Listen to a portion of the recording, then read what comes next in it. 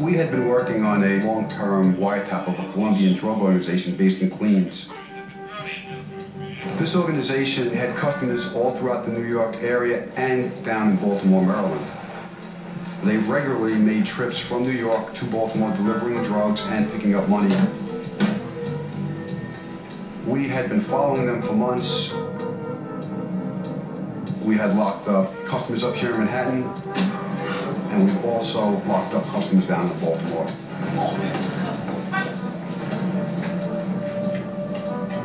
The way this organization worked with good customers is they would deliver a certain amount of drugs. It could be 10, 15 kilos, could range anywhere from $30,000, $40,000 worth of drugs to $1 million in drugs. And they did not expect payment until the customer actually sold the drugs.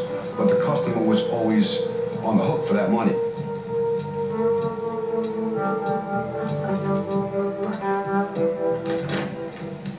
We had seized the drugs from him. He had owed the money for those drugs, and now he was on the hook for that money. But he was in jail, and there was no way he was going to be able to pay it. The Colombian from Queens made regular visits down to Baltimore and was pressuring the family to pay the money. Hey, Pop! Come here.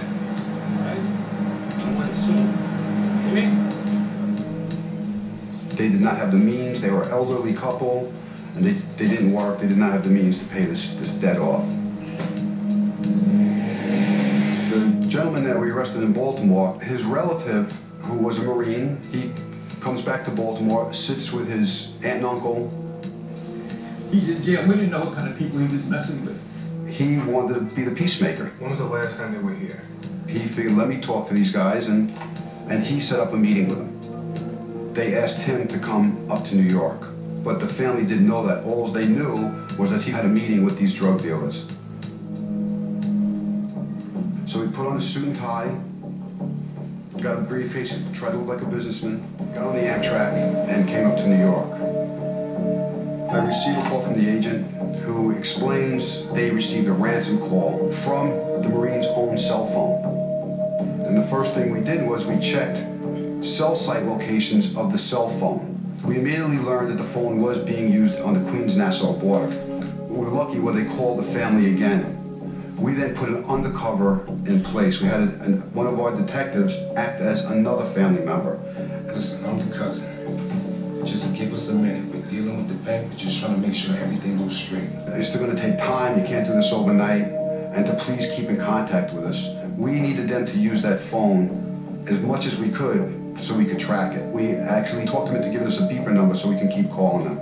All of a sudden that phone stopped being used, and they introduced a new telephone, which when we checked, it turned out to be one of those pay-as-you-go phones. We had to then get a judge to authorize a new wiretap to listen to that phone. We then zeroed in on a certain location in Queens. From an old case, I remember the house that the Colombians used to use. Colombians like to use the same real estate agents, and they always ended up in the same houses. So I sent a team over there. They set up in front of the house, and there was a van in the driveway. They ran that van. It came back registered to a gentleman who had been arrested for narcotics in the past and had been arrested for kidnapping. After a few hours, a male left the location, got in the van, and drove off. We didn't want to blow our investigation, so we followed him long enough until he violated a traffic regulation. We had the team pull him over and conducted the stop as if it was just a traffic violation.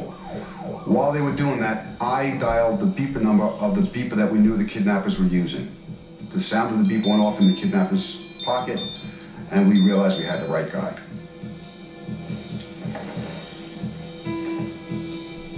He right away admitted that there are 4 guys holding our victim in that house. They all have guns, and they're prepared to do whatever they have to do to not get caught. At that point, we did the prudent thing, and we called emergency service because we were not prepared to enter the house. Emergency service came en masse. We surrounded the house.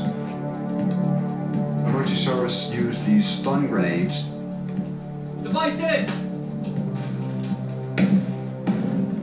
As they did this, we rushed the house. And as we got in, there was our victim, handcuffed to the radiator, still wearing a suit and tie, and 4 other kidnappers running around in circles because they didn't know what to do.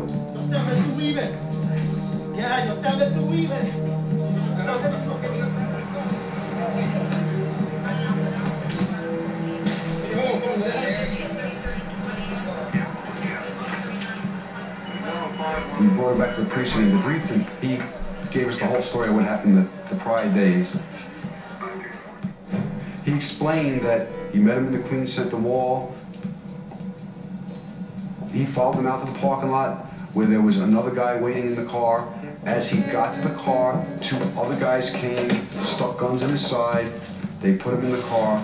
They handcuffed him. They put tape around his mouth, and then they put a bag over his head. The next thing he knows, he was in a garage in a house in Queens. They threatened to kill him numerous times. They threatened to kill the family numerous times. And he could just do nothing but just sit there and wait. The guy he turns out meeting in Queens Mall is the main subject of our prior investigation that we did not have enough evidence to arrest. After we rescued him and debriefed him, he positively picked out this guy's photos from a photo array, which gave us enough evidence to get a search warrant for his house.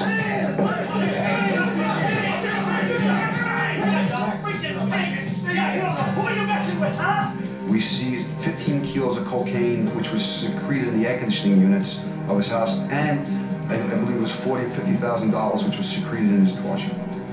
And then we learned why they switched the phone, which was, I thought was the funny thing. They switched using phones because the battery died in his phone, and they couldn't find a charger anywhere to charge the battery.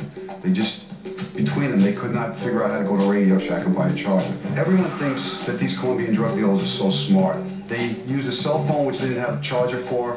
They stashed this guy in a house where there had been numerous arrests and numerous Colombians had rented before in the past. And they called in the Marines.